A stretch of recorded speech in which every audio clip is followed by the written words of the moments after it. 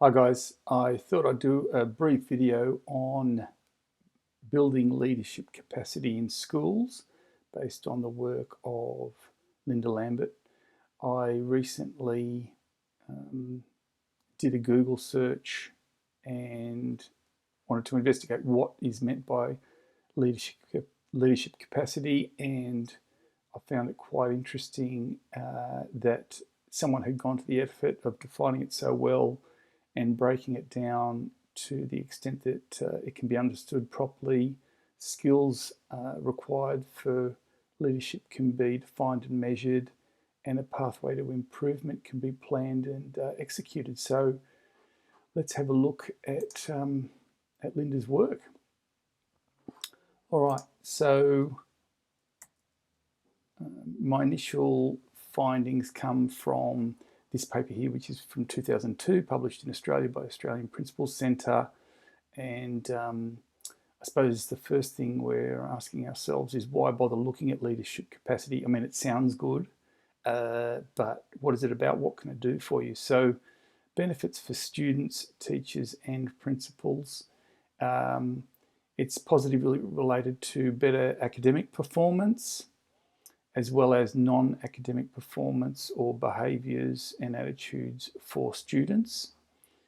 Teachers experience improved job satisfaction, job and career well-being, and better teacher retention under higher leadership capacity regimes. And for principals, there's evidence from 2006 from Lambert that there's less changes in principals, meaning I assume that they're happier in the role and happy to stay longer, which is all very good. So they're research-backed findings, and the papers are shown there next to each benefit, and that's the papers there. If you want to have a further look, you can pause the video and check them out, or email me, contact me, and I'll send you a copy of this slide pack if you're interested. So what is leadership capacity? So Lambert breaks it down into a 2x2 matrix here, and defines it as a combination of the breadth of participation in the school in leadership, and then also the depth or the level of skillfulness that the leadership is executed with. So the breadth is about how many people in how many different ways and how effectively are they leading, what their level of influence is. And the skillfulness is broken down into a set of skills with levels of quality of the skill being used.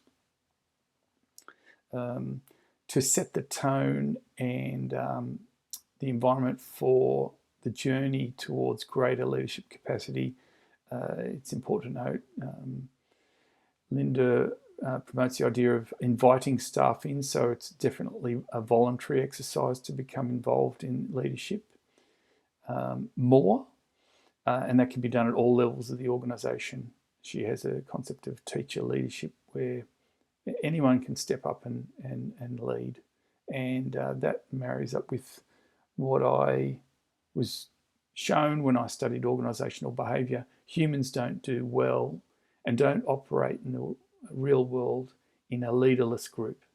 There's always a leader that is either appointed or emerges in a group. So, for example, a group of people lost at sea in a raft, someone will be appointed or appoint themselves to lead the group in whatever way is required. But we just do better with someone guiding the way and appointed to lead the group. So staff are invited in. Her terminology for the attitude of people is to learn toward quadrant 4. So high breadth of participation, high skillfulness.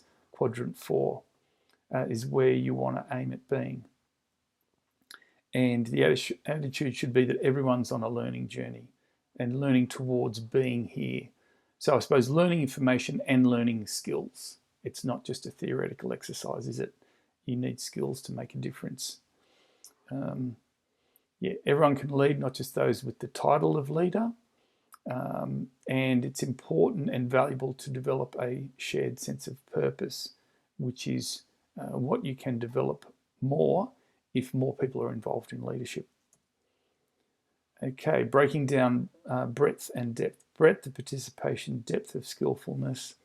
Breadth can be measured by diversity of people involved, number and variety of leadership structures, degree of meaningful participation and influence, uptake of behaviours across the school, extent to which leadership work is shared and not siloed, and an assessment of the participation across domains using rubrics, which is rubrics are defined by the author, and a helpful indication of what level of maturity the leadership is at. Depth or skillfulness measured by understanding of leadership processes, inquiry, reflection, decision making, and planning. So these are not necessarily business processes, but processes of thought and discussion. Use of evidence and data is really interesting. The quality of engagement in reflective dialogue with team members and staff, and parents and students as well. Effective collaboration, alignment of actions with the shared vision, really important. That's a big part of leadership, getting people on board and focusing on the right things. And fostering adult learning, so help peers grow, mentoring to mentor and model the learning. So key points here: breadth is not a head count. It is a map of influence, access, and shared responsibility. Much more than just the number of people involved. Depth is skilled participation. They lead well, not just often. So, for example, the reflective dialogue there, that can be done well, it can be done poorly. It's a sign of a good leader that can discuss things with people and get them on board, get them working towards that shared vision. Right, how do we work out how much leadership capacity we have? Well, there's a diagnostic table defined by the author here.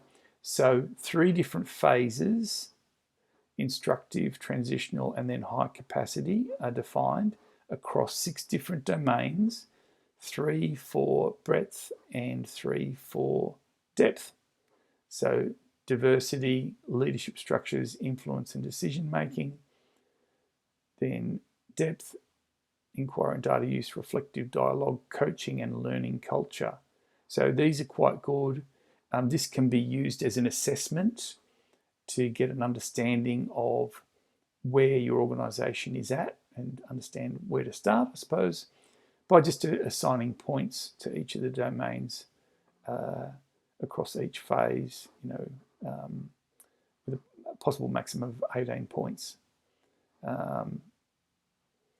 So, for example, if you're scoring on the lower end of things in the instructive phase, leadership remains centralised. Structures and culture for shared leadership are still early. Okay, so centralised leadership versus distributed. Okay, so this is quite helpful. You get that as part of the author's work. This is a staff survey to ask their opinion. The principal and any senior management can use it as well, to reflect on individual members and see where their leadership is at. So that's very handy as well. What would we do if we wanted to increase leadership capacity? What is the pathway or the rubric? So there's a rubric here with 4 different phases for increasing leadership capacity. The previous diagnostic tool was an assessment of where you are. If you want to plan a step-by-step pathway to improvement, you can use this rubric.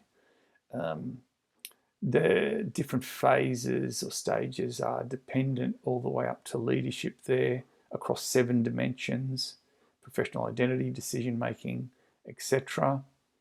If you look at the description in the rubric, For decision making, blowing that up. Dependent, waits for instructions. Decisions are directed by the principal or policy.